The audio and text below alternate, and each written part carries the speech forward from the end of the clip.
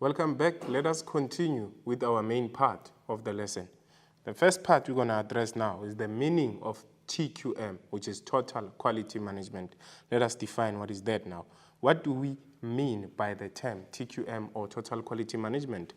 TQM focuses on achieving customer satisfaction and looks for continuous improvement in all business processes, products, and systems. So this is a strategy to ensure that the business would look into achieving continuous improvement in all their processes, products, or services. That is one.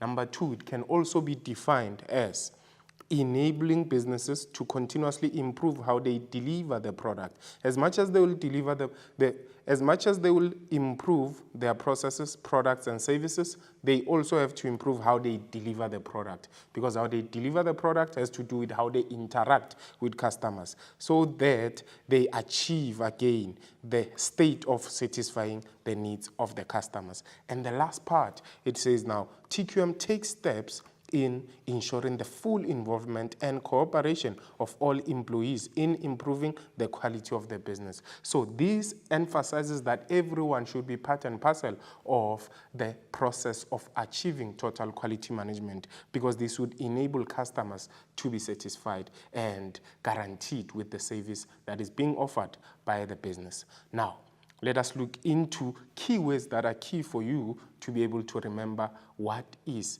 total quality management. You should be able to know that the emphasis is on continuous improvement. So continuous improvement should occur in the processes, products, services, and it should also occur in how the business delivers the product or services to their consumer. This would allow the business to achieve customer satisfaction, and if customers are happy, then we would see them reacting in that particular way. So now let us move to another aspect, which is now the TQM elements. We have the following TQM elements: your continuous improvement to processes and systems, your skills development, continuous skills development, your total client satisfaction, your adequate financing and capacity, and your monitoring and evaluation of processes. Let us evaluate the impact. Remember, the focus is on the large business to say, when you're looking into a small and a large business, which business can implement these elements better, and what are the advantages and disadvantages? That is the focus for now. Now, when we look into the first one, continuous improvement to processes and systems, this is now an element that focuses on improving into the business. So the first part is that large businesses have more resources to check on quality performance in each unit. So the issue that large businesses have now more resources, it means they are able to check the performance in each department, in each unit. That way they are able to improve, and then they have enough capital resources available to buy new equipment required for processes and systems. So should they find out that the problem is the equipment, they will have the money to buy the latest equipment so that they achieve the continuous improvement. But what are the disadvantages of your continuous improvement to processes and systems? The disadvantages now is that large-scale manufacturing can complicate quality control. As they improve and they have the latest machines that produce very fast,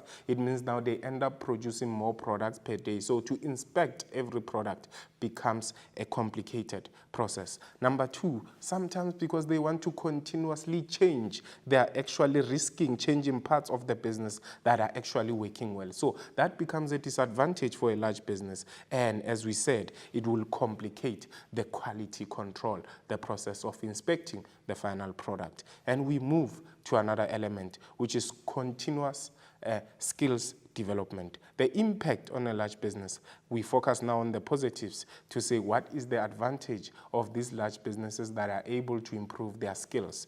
Large businesses have now a human resource department dedicated to skills training and development, meaning they are able to focus on improving the skills of the business, which would lead to customers being satisfied. Then, Another advantage is that the human resource experts ensure that training programs are relevant to increase customer satisfaction. That would help customers now to be happy because now there's training that is relevant to ensuring that their needs are being satisfied.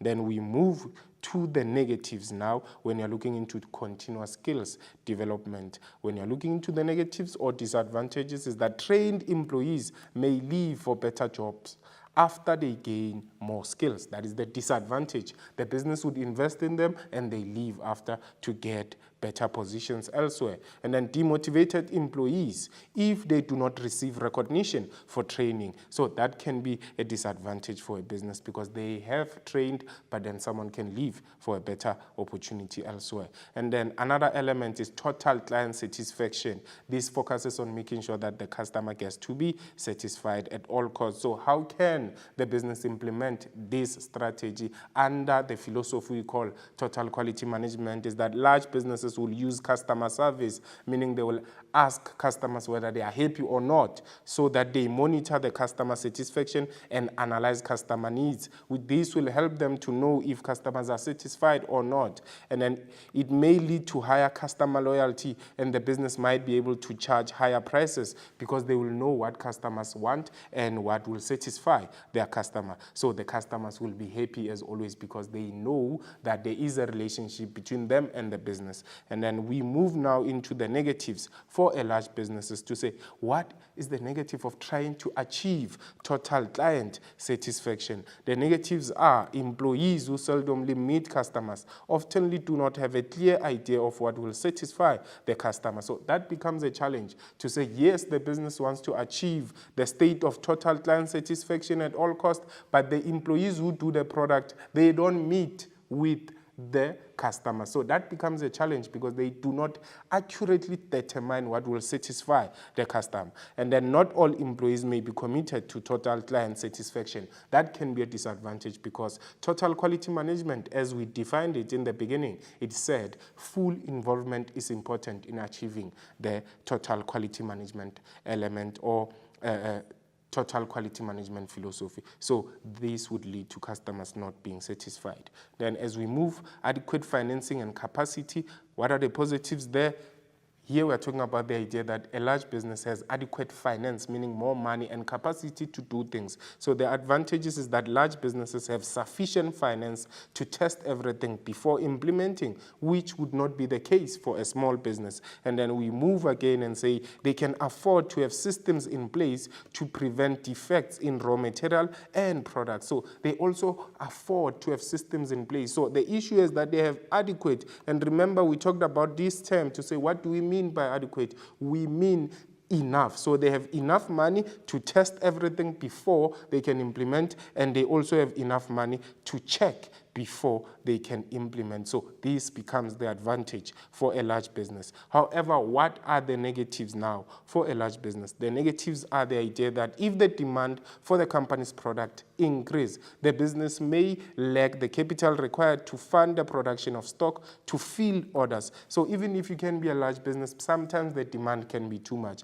and then that could lead to a disadvantage because now the business would fail to keep up to the demand, especially if they start maybe providing to global customers. So that can be a challenge. And then fast-growing companies can use large amounts of capital as they try to balance between their normal operations and expansion. So the balance of trying to grow and also trying to sell to your current customers can be a challenge because now you are trying to achieve the state of adequate financing and capacity. So that can be a challenge to say they would need more and more as they grow further and attract maybe global customers, meaning customers from outside the country.